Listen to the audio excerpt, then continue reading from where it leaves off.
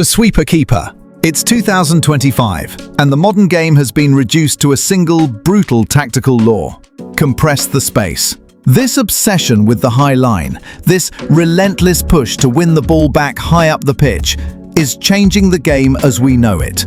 The entire field is weaponized, leaving one position exposed, one player as the system's greatest vulnerability. Data, analysis, and the evolution of football have revealed that the traditional goalkeeper, restricted to his 18-yard box, is a tactical liability, a passenger waiting for the inevitable counterattack. The pressing systems were in place. The false nines were dropping deep, but there was one fatal flaw. Who protects the space behind a defense playing on the halfway line? The only solution was to completely reforge the man between the posts. The missing piece wasn't found in attack, it was found in the sweeper keeper. Manuel Neuer's 2014 World Cup performance didn't just showcase exceptional goalkeeping. It proved a tactical concept could work at the highest level. He transformed goalkeepers from reactive shot stoppers into proactive playmakers, turning what was once a £5 to £10 million position into a £50 to £70 million investment. He weaponized the space behind his defense, operating as football's 11th outfield player. Think of Ederson, whose distribution functions as a deep-lying playmaker in gloves, launching 60-yard passes that bypass entire midfields. Manchester City's £1 billion system depends on this one skill set. Their positioning is a constant, high-stakes gamble. One misjudgment means an empty net. They are the reason modern defensive lines can live so dangerously high up the pitch. But here's what most people miss about the sweeper keeper. They're not just good goalkeepers who can pass. The true tactical genius lies in their ability to solve the counter-press vulnerability. And this is worth millions in squad optimization. When a high defensive line is beaten, the traditional keeper is helpless, a spectator to their own team's destruction.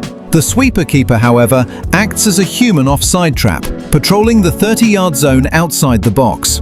This single capability allows clubs to push their defensive line up an extra 10 to 15 yards, effectively shrinking the playable area for the opponent. Elite data analytics firms have calculated this spatial compression adds 12 to 15% more ball recoveries in the attacking third per match.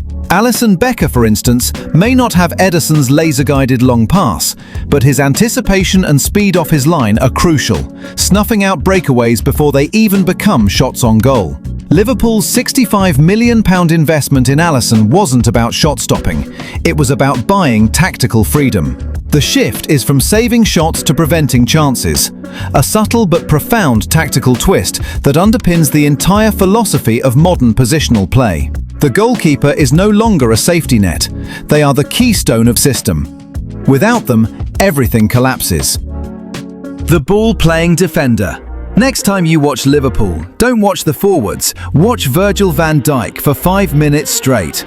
You'll notice something strange. He barely breaks a sweat, yet he controls everything. Modern centre-backs are architects, not just destroyers. The era of the rugged stopper, whose job was solely to clear the danger, is dead, replaced by the ball-playing defender, a player whose composure on the ball is as critical as their tackling ability.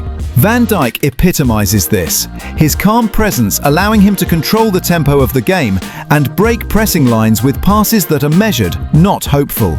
But here's where it gets wild. The best defenders don't even stay in defense anymore. The true evolution is the modern libero, embodied by players like John Stones or Alessandro Bastoni. They echo the old libero, but with a structured, almost robotic discipline that Franz Beckenbauer never needed. They are required to read pressing triggers, manipulate opponents' shape, and maintain the spacing for the entire defensive structure. Their progressive passing is a form of attack, controlling possession from deep and dictating the rhythm of the build-up. This hybrid role solves modern football's dual problem: how to be defensively secure while simultaneously initiating structured, calculated attacks. When Stones carries the ball past the first line of pressure, he forces an opposing midfielder to abandon their position, which in turn creates space for a forward or winger. This manipulation of the opponent's shape is the highest form of modern tactical intelligence. They are not merely passing the ball, they are deconstructing the opposition's defensive block with every forward stride, piece by piece, like a chess grandmaster removing your pieces before you even realize you're in danger. This requires an almost psychic understanding of the game, where the defender must calculate the risk-reward of every forward pass and every step into the midfield, knowing that a single error can leave the entire team exposed. They are the guardians of the backline and the initiators of the empire, a far cry from the brute force defenders of previous eras. It's compression in action, pushing the game into the opponent's half, one calculated step at a time. The metronome. Here's a question that will change how you watch football. What if the most important player on the pitch is the one doing the least? The metronome midfielders are the game's rhythm keepers, the subtle, almost invisible anchor who dictates the speed and direction of every phase of play. Rodri, the current master of the art, doesn't chase chaos, he shapes it. And he's shaped it into a career worth over £100 million in transfer value. Unlike past destroyers like Claude Makelele, whose primary task was disruption, the metronome blends intelligence, timing and spatial awareness to maintain constant flow. They're the calm at the storm's eye, shielding the defense while circulating possession with effortless precision. Watch Rodri closely and you'll see something unsettling. He holds the ball just a fraction too long. It looks like a mistake. It's not. This is press baiting, a calculated trap that separates elite performers from good ones, and it's a skill that cognitive training specialists charge clubs £50,000 plus per year to develop in young players. A player like Rodri will often hold onto the ball for a split second longer than seems comfortable, deliberately inviting an opponent to press him. As the opponent commits, Rodri instantly releases a perfectly weighted pass to the now free player, effectively taking an opponent out of the game with a single touch. It's strategic mastery of high-pressure decision-making. It's beautiful, it's cruel, and it's why Manchester City can suffocate you with possession. But the real superpower of the metronome? They see the game in the fourth dimension. In the 10 seconds before receiving the ball, the metronome must possess an almost inhuman scanning ability, constantly checking their shoulders to map the entire field. Advanced tracking data shows elite metronomes scan up to 8 times in those crucial 10 seconds before possession. That's nearly 1 scan per second. This spatial awareness allows them to execute the third-man run pass, a pass that sets up not the immediate receiver, but the player who will receive the next pass, already positioned to break the line. Toni Kroos, who Real Madrid signed for just €25 million, the steal of the century, built a legendary career on this concept. His passes are strategic communication, telling teammates where to move before they even know they need to be there. Their positioning is the foundation of the team's shape, offering an anchor while wingers and forwards rotate around them. When opponents press aggressively, the metronome's job is not to panic, but to adjust spacing and movement, creating passing lanes that open entire attacking channels. In modern football, teams without a true metronome struggle to sustain possession or orchestrate attacks efficiently. It's why clubs are now investing £80 to £100 million to secure these players. They are the engine room of the tactical machine, transforming midfield into a strategic hub where the game is both constructed and constrained. They are compression personified, controlling the tempo, dictating when to speed up, when to slow down, when to strangle the life out of the opponent's hope. The half-space creator. Forget the center. Forget the wings. The real war is fought in the corridors between them. The half-space creator operates in the vertical corridors between midfield and defense, exploiting the narrow zones the old, static number 10 could never inhabit. This is the new frontier of creativity, a space where the tactical genius of players like Martin Ødegaard and Jamal Musiala comes alive. They combine dribbling, vision, and timing to penetrate these high-leverage zones, while Kevin De Bruyne's passes dissect defensive lines with a precision unmatched in previous generations. Why are the half-spaces so deadly? Because they create an impossible dilemma. When a half-space creator receives the ball in these zones, the opposing centre-back and full-back must make a split-second decision. Who tracks the run and who holds the line? This moment of defensive hesitation is the window of opportunity. It's the same psychological principle as a penalty kick. Force a decision under pressure and the human brain freezes for a millisecond. That millisecond is all they need. They must find pockets where they can receive the ball under pressure, manipulate surrounding defenders, and create overloads without compromising structural integrity. And then there's the weapon that's redefined creativity itself, the De Bruyne cross. This isn't your grandfather's floating ball into the box. The half-space creator has mastered a low-driven ball from the half-space that is impossible for a goalkeeper to reach and too fast for a defender to clear. It's not a hopeful prayer, it's a calculated missile designed to create tap-ins. The physics are brutal. Hit from 20 to 25 yards, driven at shin height, arriving at the penalty spot at 60+ miles per hour. Goalkeeper can't come, defender can't clear, attacker just has to touch it. This is artistry meeting geometry, proving that modern creativity requires a mastery of angles, physics, and spatial manipulation. Speed of thought and spatial intelligence are now as important as technical skill.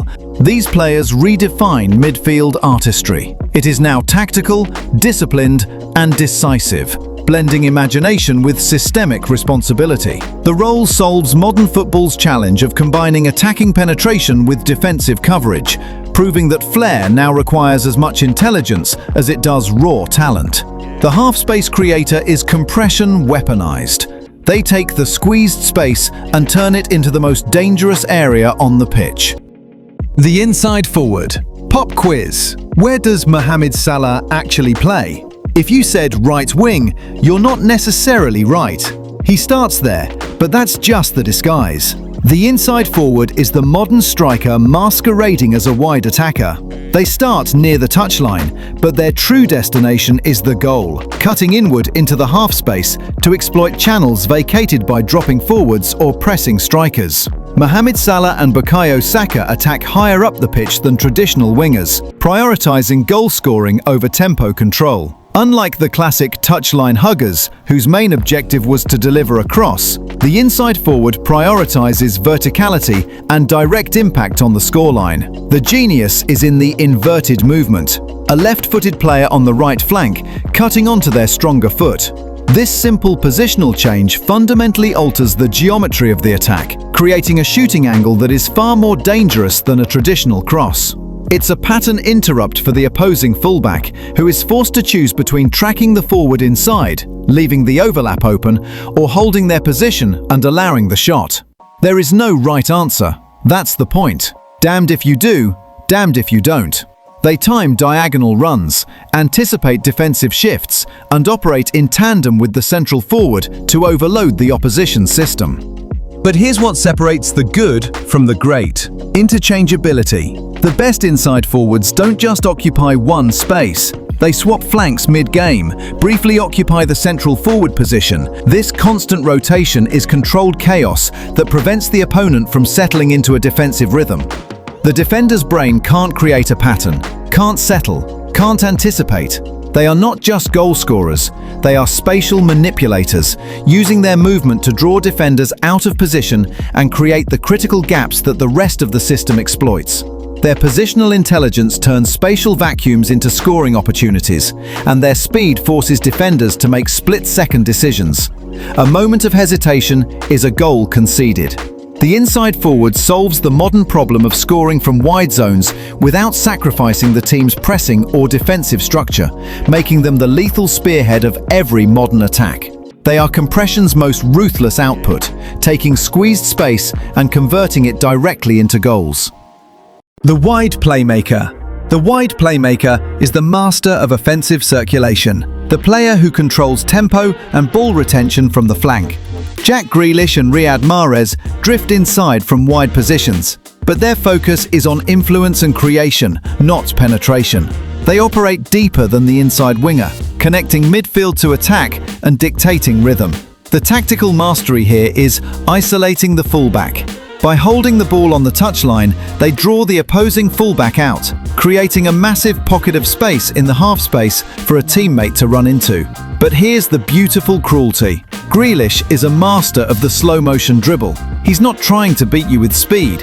He's trying to draw the foul or force you to commit, bait you into breaking your defensive shape, which leaves spaces for other players open. He draws 3 to 4 fouls per game. That's 3 to 4 times the opponent's press is broken, their shape is disrupted, their frustration builds. They are the master manipulators, pulling opponents out of position and orchestrating attacks through vision and timing. Unlike traditional wingers who hug the touchline to cross, wide playmakers drift intelligently to become secondary playmakers, often operating in corridors that maximize angles and passing options. They are the reason central areas don't become congested, allowing half-space creators, hybrid forwards, and inside wingers to exploit the gaps they create.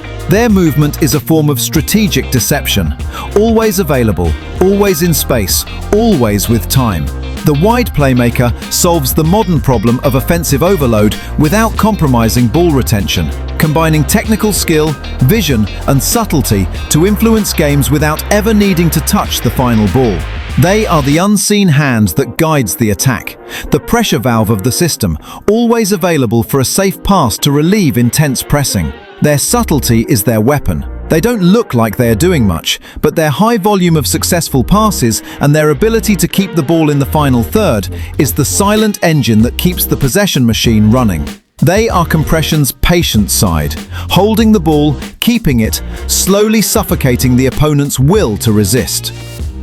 The hybrid forward, the classic goal-scoring specialist, is gone. Long live the poacher!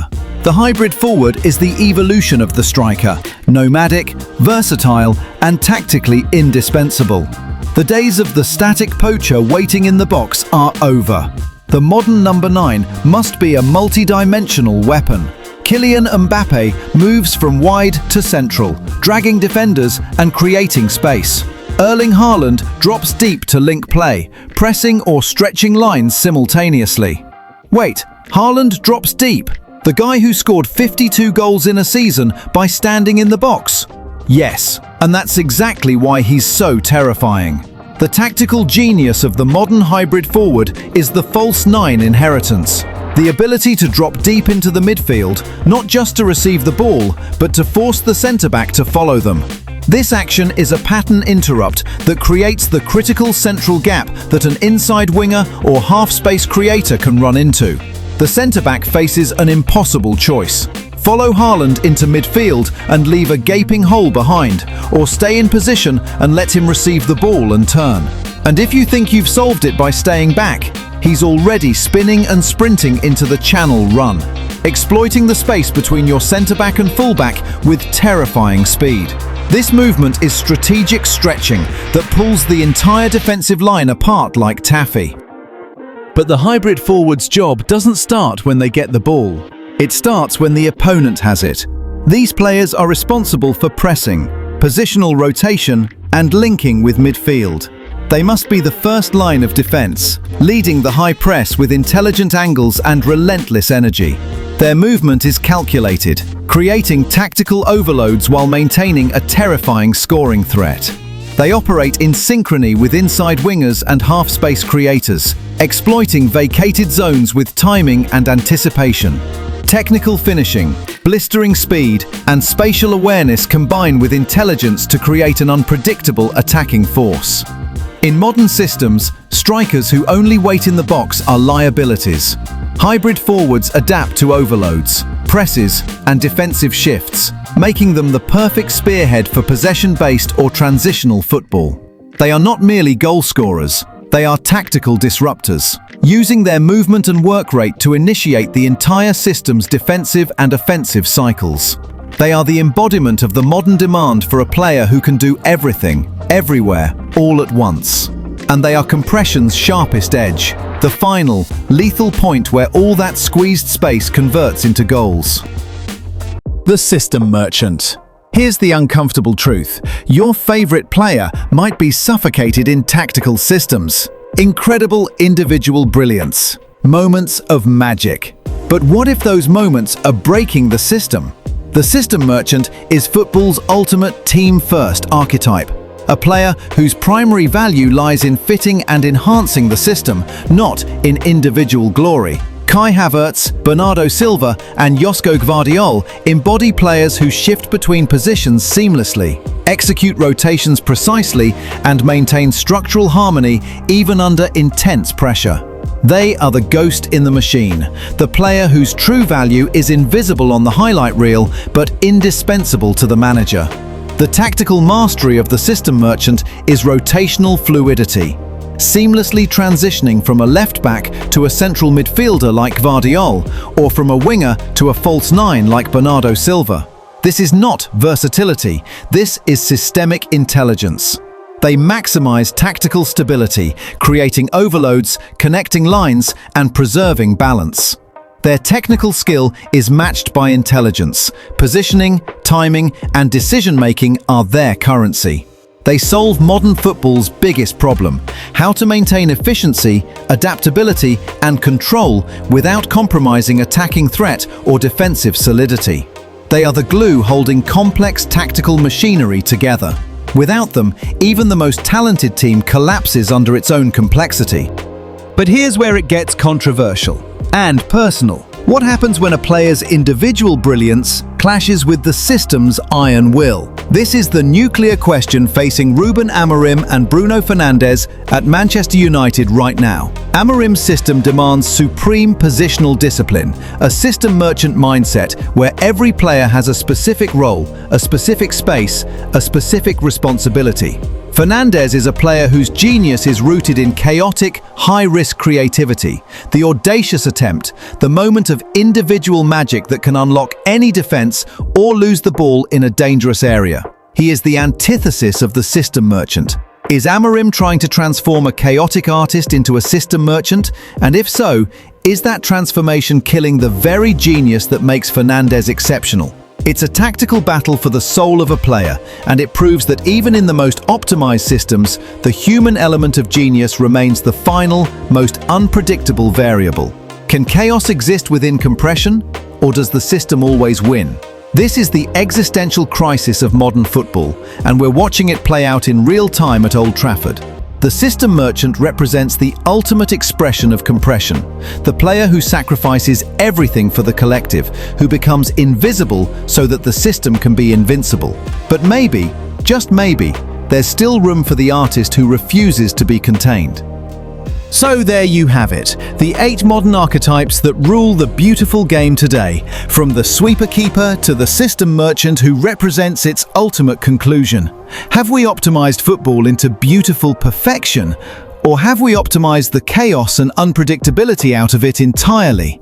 Which player do you think will be the next to completely redefine their role and break the system? And most importantly, do you think modern football is better or just more calculated?